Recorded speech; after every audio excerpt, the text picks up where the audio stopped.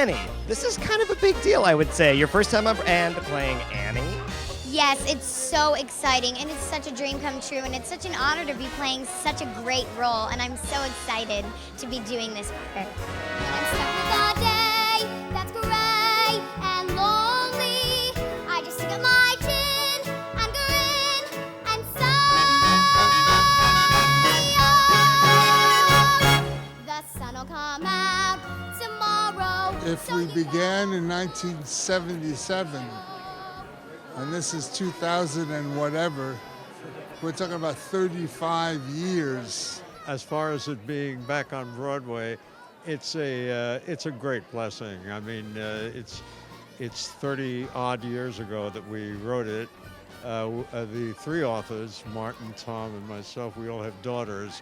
They all inspired us. My daughter's here with me tonight, and I'm very happy. The world kind of stays in this sort of cynical phase. Every now and again, somebody has to tap you on the shoulder and say, guess what? It'll be better.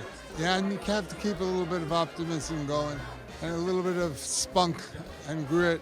And that's basically what the show is all about. And I think part of it is why a lot of it survived. Absolutely, it could not be more relevant. Interestingly enough, tonight on opening night, we could not believe all the way through the cabinet scene with FDR when he's coming up with the idea for a new deal and the state of the country and everything.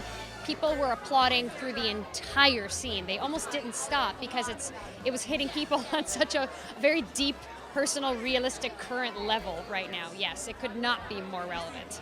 There is nothing in the cabinet scene or in the politics of the show that doesn't end up being what was done 35 years ago. So that speaks to something.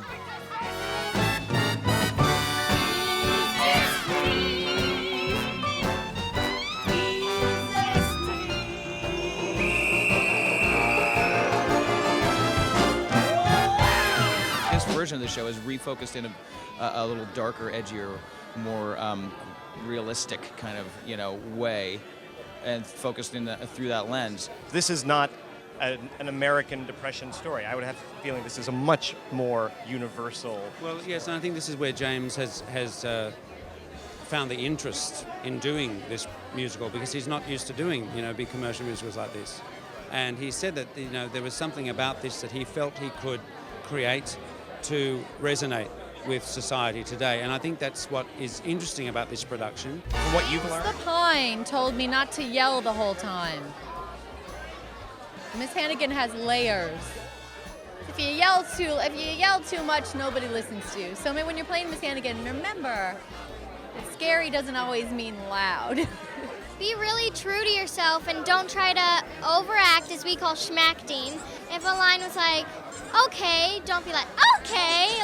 Just say, okay, like you normally would. No, it's been a great pleasure to play. I was so happy and so honored that they gave me the role, and to find something unique and something different and something that came from me was a big challenge. But I had a great time doing it, and I'm happy to be playing Miss Hannigan. Yes, it is different to a lot of the productions that people know as Annie. There's less slapstick in this production, but I think this really does touch on the heart of what the production is about, the sentiment of the production, the tenacity of the production, not just the little girl, but the tenacity of every character in that production. And I think it's a sign of the times. And I think that's why it's going to be here this year and next year, and it'll have another anniversary, no doubt. And there will be many Warbucks in the future, I'm sure.